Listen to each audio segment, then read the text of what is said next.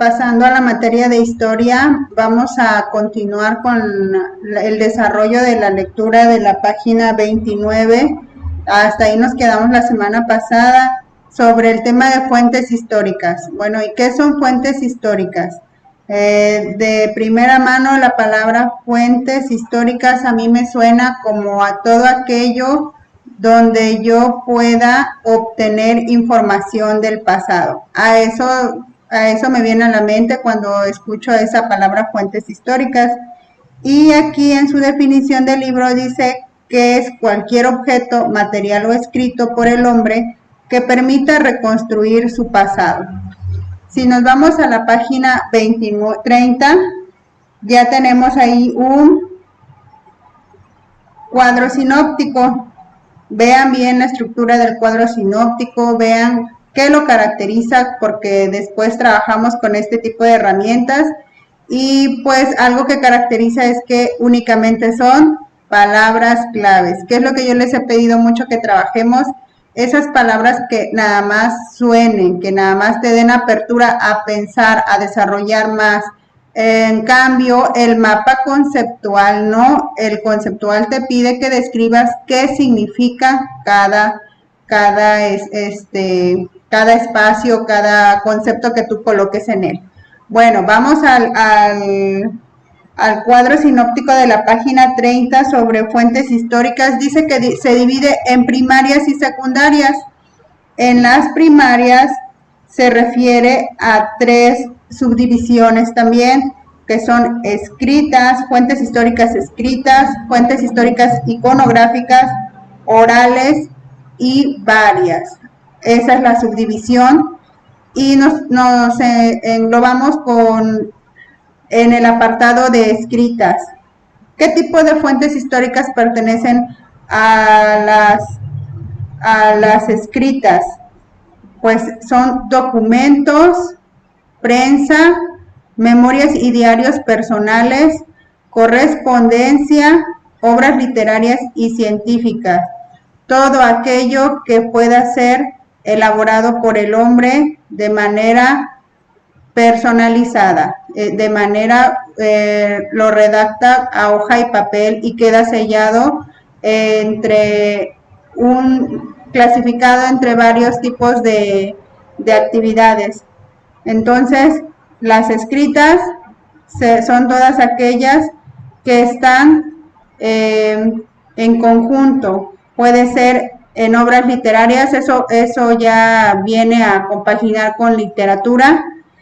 Son fuentes históricas del pasado que muchas veces a nosotros no nos llama la atención porque como no es de nuestro tiempo, entonces no es algo que uno requiera averiguar, no es de nuestro espacio tampoco, sino que es de otro tipo de culturas como son los griegos. Entonces ellos tienen otros tipos de obras literarias muy distintas a la nuestra, que en sus escritos para nosotros, sus fuentes históricas no son tan relevantes o no son tan llamativos para nosotros los mexicanos. Memorias y diarios personales, bueno, yo creo que en alguna parte de nuestra vida, en algún momento se nos ocurrió redactar lo que hicimos hoy, redactar de niños en un cuadernito como un tipo diario, algo que hasta tiene una llavecita entre los juguetes de la infancia. La correspondencia, eso se utilizaba mucho antes, la correspondencia, no tanto como compañeros en el noviazgo, sino también la correspondencia en obras, escritos importantes que pudiesen ser como las notarías, documentos muy importantes que se trasladan o que se quedan clasificados como correspondencia por el simple hecho de llevar o situarlos de un lugar a otro. Y pues la prensa pues es más común en nuestro lenguaje, que son escritos, que por ejemplo los diarios De aquel lado en el sur no tengo idea del nombre de los diarios que se pudieran ocupar en la prensa, que son los periódicos. Son escritos de fuentes históricas primarias, pueden ser escritos que se quedan guardados y acumulados, pues ya con el paso de los años tienden a ser una fuente histórica. Y se plasman en los periódicos. Pasamos a la sección de fuentes históricas primarias, pero iconográficas. Estas se relacionan porque lo puedes palpar con tu sentido de la vista. Tenemos las obras plásticas, lo vimos también en literatura, que las obras plásticas las clasifican en arquitectura, escultura, pintura. Arquitectura, pues son todas esas estructuras, todos esos edificios que es una fuente histórica. Por ejemplo, en la Ciudad de México tenemos en Bellas Artes, es una sección donde es una obra de una arquitectura muy hermosa. En las obras plásticas, las esculturas, regularmente vemos aquí esculturas de aquellos monumentos desnudos donde te muestran en la mitología griega regularmente que Poseidón, ¿quién más te podría platicar?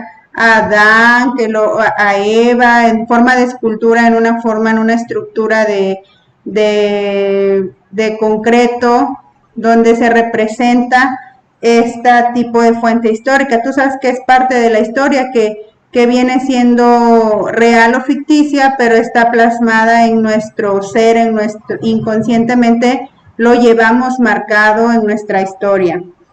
Y la pintura, bueno, pues tenemos pintores muy importantes en nuestra historia que han dejado huella.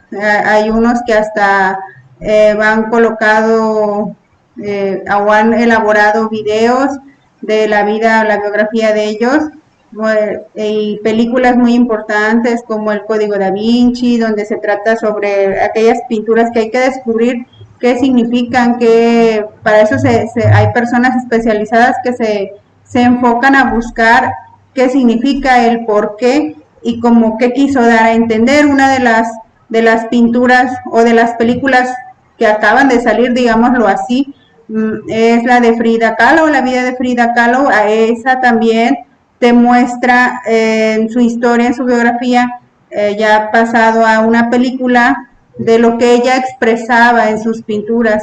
Ella demostraba su vida en pinturas y es una fuente histórica porque relataba lo que acontecía en ese momento, pero con el paso del tiempo quedaron plasmados y tiende a ser una fuente histórica. Y de ahí pasamos a las gráficas, a las fuentes históricas primarias, iconográficas, gráficas, y tenemos la fotografía y el cine. Pues en ese aspecto, pues todos tenemos fotografías del pasado. Ahorita ya casi no se tiende a ver que se revelen esas fotos, las tenemos de forma digital, es un ahorro hoy en día, pero nuestros papás posiblemente todavía tienen su álbum del pasado, de nuestros antepasados, de nuestras raíces, de antes de ellos. Sus abuelos y bisabuelos dejaron alguna foto impresa, algo que los identifica como y eso ya se le denomina fuente histórica.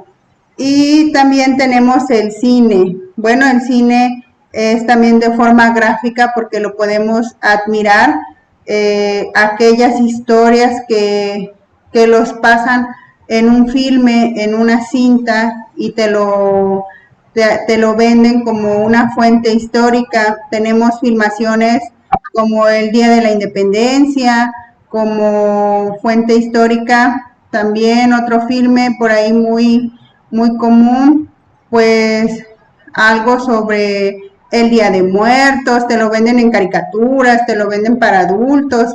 Y en cuestiones religiosas también te lo pasan por medio del cine. Y las orales pues son aquellas directas o grabadas, que pudiese ser aquí directas, cuando tú te encuentras, un ejemplo es cuando tú te encuentras en una zona arqueológica y tú pides un guía, y ese guía de forma directa se le dice porque de boca a oído tuyo vas a estar escuchando esa fuente histórica, qué pasó en esa pirámide, qué pasó en ese sitio que estás admirando en ese instante. Y las grabadas pues son aquellas personas que de un tiempo en el espacio para acá, que ya tuvimos la tecnología y la forma de dejar filmes, pues dejan su biografía, y de ahí entonces después pueden sacar de modo impreso, de modo gráfico, o se queda así en filme. Y por último tenemos la clasificación de varias. En varias tenemos objetos de la vida cotidiana y paisajes geográficos.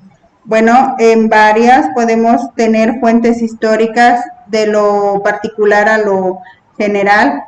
Podemos en nuestra casa tener el sartén o aquel instrumento, el machete de tu abuelito.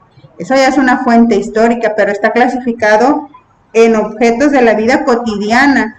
¿Qué otra fuente histórica pudieras detectar tú que tienes por ahí a tu alrededor de tus antepasados? A lo mejor un sombrero, a lo mejor no sé, un atuendo, algo, pero es un objeto, es algo que tú tienes materializado ahí. Y de lo particular a lo general, algo que podemos palpar nosotros en varios, es cuando vamos a los museos.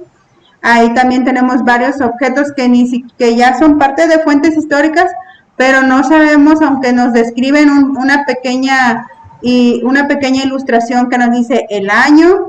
Entre los datos que puedes encontrar en ellos en un museo es el año y el nombre. ¿Qué es? ¿Quién sabe? Se lo tendrías que preguntar a la persona encargada de ese museo para que te explique ese objeto, de a qué se refiere y en qué momento de la vida sucedió, de acuerdo a las clasificaciones de la historia. Y los paisajes geográficos pues son todos aquellos que pues pudieses observar, que pudieses admirar en cuanto a nuestro territorio mexicano, digámoslo así, paisajes del antes. Un ejemplo, si nos colocamos 50 años antes, ¿cómo era Nopalapan?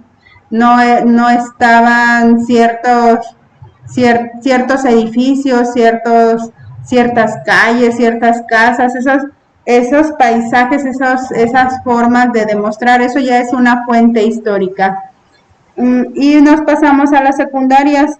En las secundarias están las impresas, las microfilmadas y las informatizadas. Pues las impresas, pues es como su nombre lo dice, pues ya es todo aquel documento que ya ha pasado por tinta y pues ya lo tenemos de forma palpable en nuestras manos. Microfilmadas, pues no es otra cosa que un microfilme. Filmes es de reproducción de una imagen o una figura. En este caso hablan de libros y artículos de revista. Y las informatizadas, me imagino yo que aquí son aquellas que te brindan algo que a ti te va a servir, alguna información relevante. Pasamos a la página 31 con las categorías históricas que hay aquí. Bueno, pues en las categorías históricas no es otra cosa más que la división, cómo la materia de historia divide todos estos hechos. ¿Y cuáles son las características que deben de tener esas categorías? El tiempo, el espacio, la duración, la estructura y la coyuntura. Todo tiene que tener esa estructura para que se pueda decir que es una categoría histórica. Tenemos el ejemplo del hecho histórico de la Guerra de la Independencia. Demarca que el espacio fue en la Nueva España, es el lugar. el lugar en donde se dio el hecho histórico. El tiempo, pues es un segmento, es un rango de fechas, tienen aquí de manera, ya lo tenemos todos de manera sistematizado, que la Guerra de la Independencia fue del 16 de septiembre de 1810 y la duración, no sabemos exactamente, las fechas son aproximadas entre el inicio y la consumación, pero tenemos años, los años sí se quedan fijos en el año de 1810 y 1821. La estructura social, aquí más que nada lo que quiere es que se ubique qué tipo de personajes o qué tipo de materiales o características estuvieron presentes en ese espacio, es acorde a la situación, no en todas va a tener la misma cobertura, pueden ser personas que participaron, pueden ser por sistemas económicos, políticos o culturales. Aquí toman a las personas, ¿quiénes fueron? Los españoles, criollos, castas, indígenas, afroamericanos. Y la coyuntura, pues dice aquí en el punto 5 de su libro que es un suceso presente en el proceso histórico que lo cambian o determinan completa o parcialmente y lo marcan como ideas de igualdad y libertad concebidas en la Revolución Francesa. España es invadida por Francia, unión entre Iturbide y Guerrero. La coyuntura, ¿qué es lo que une? ¿Cuáles son los aspectos que unen esta situación, este hecho histórico muy relevante en nuestro país? Son esos tres. Regularmente a nosotros en la primaria únicamente nos someten a comentar que es porque estábamos buscando nuestra independencia, ya no queríamos ser esclavos, pero si nosotros nos vamos a hechos históricos todavía más atrás, en otro tipo de libros y en otro tipo de documentos o memorias que existan, entonces aquí ya marcan más. Y está un ejemplo 2, que es el hecho histórico de Víctor Manuel Rodríguez. Y pasamos a los tipos de historia. Bueno, pues la clasificación de la historia, de cómo lo clasifican es en nacional, microhistoria y la universal. Comenzando con la universal, pues es toda aquella que nosotros tenemos que dominar. Hay algunos temas que son generales, que si tú te vas y si te sitúas en cierta organización, debes de dominar ese tipo de historia porque se le domina universal, debes de dominar ese lenguaje y podrás entrar en la plática, en la conversación de esas personas. Para eso, pues tú tienes que tener lectura, tienes que tener motivación por querer saber más acerca de la historia universal para que tú puedas dar tu punto de vista. En el caso de la universal, les pone ejemplos aquí en nuestro contexto que es México, la revolución industrial, que eso no es otra cosa más que la inserción de todas las máquinas, donde se sustituye al hombre por la mano del hombre por las maquinarias. La crisis económica de 1929, ese es un tema universal que se quedó plasmado, que nosotros lo tenemos que dominar. Pudiese ser en la inserción del nuevo peso, también porque es conforme a la crisis económica, el Tratado de Versalles y el descubrimiento de la agricultura. Dice que también la historia universal se subdivide en prehistoria e historia y asimismo en periodos. Eso ya se ve de manera focalizada en los libros de primaria, posiblemente en la secundaria, sobre las eras geológicas, todas esas subdivisiones que tenemos nosotros que tener en cuenta en las clasificaciones de la historia universal. De entre la historia universal que pudiésemos decir nosotros, de todo el mundo que tenemos que dominar también es todo ese tema de los nazis. Cuando te dicen, no, pues que los nazis, o cuando ves el símbolo de los nazis. Entonces tienes que dominar la historia universal, tienes que adentrarte para que puedas comprender, para que no se pueda repetir nuevamente los errores del pasado. De ahí nos pasamos a la historia nacional o patria, pues en esa estamos nosotros. Entre nosotros tenemos nuestras propias historias desde nuestras culturas, las olmecas, tenemos historias sobre, ya más acá adelante, sobre la independencia, el descubrimiento de América. Aquí el libro les marca los ejemplos sobre la llegada de Hernán Cortés a México Tenochtitlan, la matanza de Tlatelolco, que no es otra cosa más que